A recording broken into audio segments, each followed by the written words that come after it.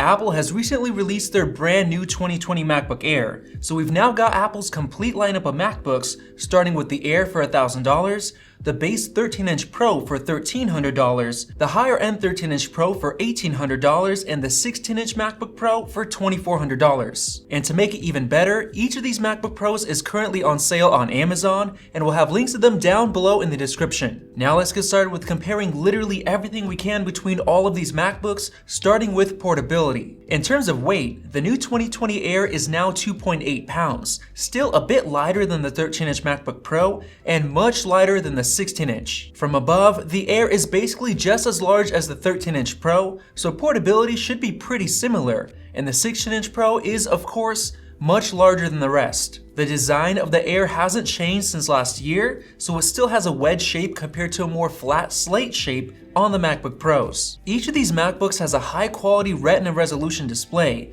but the Air's display isn't as nice. It's quite a bit dimmer than the Pros that each have an incredible 500 nits of brightness, and it's definitely not as color accurate, since every MacBook Pro has P3 wide color gamut, which has about 25% more colors than 100% sRGB, which is a must-have for photo editors. As far as display sharpness, they all have around the same Retina quality 227 pixels per inch, and every MacBook in the lineup comes with True Tone technology, which adjusts the white balance of the display to match the environment around you. The 16-inch Pro has the biggest benefit of having smaller bezels compared to the rest of the MacBooks, so it looks quite a bit nicer. Speaker quality and volume is a huge deal for some people, especially for me, and we've known that the 16-inch MacBook Pro has by far the best speakers out of the lineup. One interesting point is that the speakers on the MacBook Air are actually slightly worse than the ones on the 2019 model, but they're still better than most Windows laptops.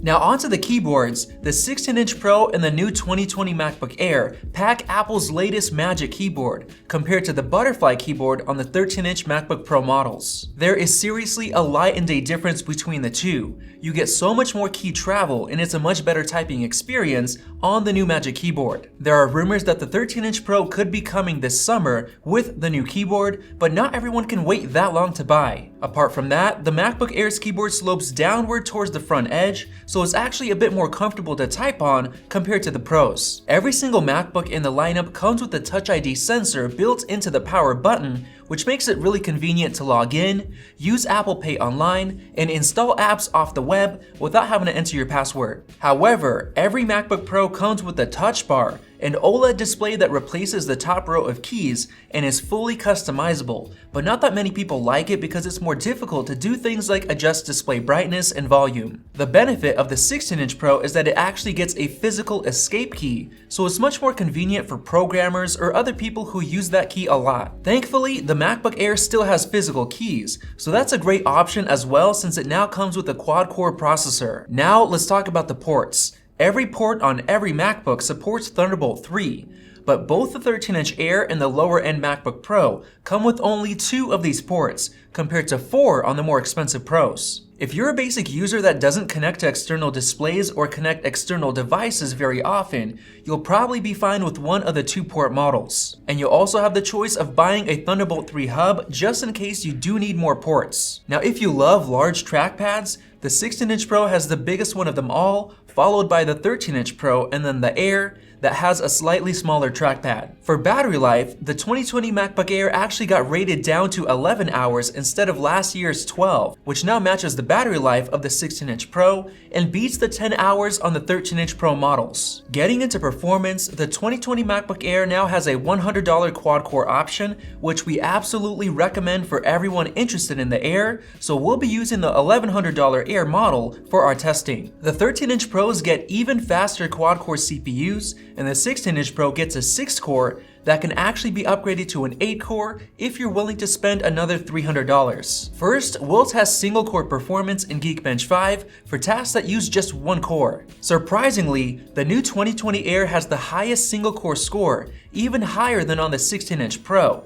This is probably because it's the first MacBook with an Intel 10th generation processor, so that shows it's great for simple tasks. Looking at multi-core performance, we can see that the MacBook Air is finally catching up to the 13-inch MacBook Pro, with the Pro still having a 22% higher score, and the 16-inch Pro gives you a big jump in performance as well. We decided to look at performance per dollar using the full retail price of each MacBook, and the new MacBook Air is now right behind the Pro, with a decent amount of raw power for the cash. One thing you won't find on the spec sheet is that the 2020 MacBook Air has only one fan, just like on the $1,300 MacBook Pro.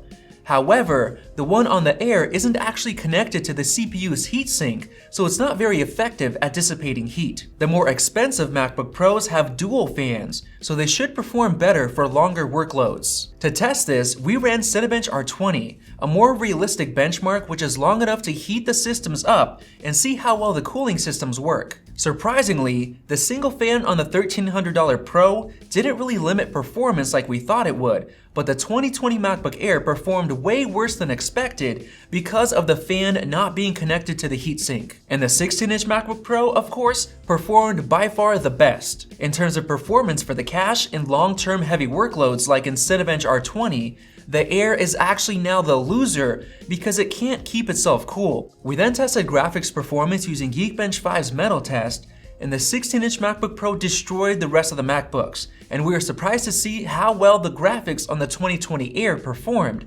again because of the new graphics chip in the 10th gen Intel CPUs. Also, the 13-inch MacBook Pro scores went down since last year, which was really weird, possibly due to a new metal testing method in the latest Geekbench 5 update. And you can see this when looking at graphics performance per dollar. The 16-inch Pro is now the winner in terms of value for graphics power, but the new 2020 Air is not too far behind. And since the 16-inch Pro has such a good graphics chip, we decided to test gaming performance using Unigen's Heaven Extreme preset, and it completely obliterated the rest of the lineup, with more than 4 times the gaming performance of the $1,800 Pro. So if you want to do some gaming on the side, buy the 16-inch Pro. We also tested the SSD speeds, and here the $1,300 Pro is the loser because it's the only one that comes with only 128 gigs of storage. You actually have to pay $1,500 to get a model with 256 gigs. And for that reason, the Air is actually quite a bit faster in terms of writing speed, even faster than on the $1,800 13-inch Pro. But the 16-inch Pro wins because of its base 512GB SSD. And in terms of read speeds, the $1,800 Pro is quite a lot faster, with the 16-inch Pro being the clear winner. So with all those performance tests out of the way, let's break down which MacBook you should buy for your specific use case. The 2020 MacBook Air with the quad-core CPU for $1,100 is now the best choice unless you're gonna use it for heavy tasks like video or photo editing all of the time. If you just do a bit of productivity work, the Air might not perform well for long-term tasks, but it'll still get the job done, and it's actually very snappy for light tasks. The major benefit is, of course, the lower $1,100 price tag, while having double the storage as a $1,300 Pro, and the new updated Magic Keyboard, which is much more reliable. Better yet, we experienced about 20% more battery life on the Air compared to the 13-inch Pro. Now, if you actually do a lot of productivity work like video editing, the 13-inch Pro is a great choice because the cooling system is a lot better.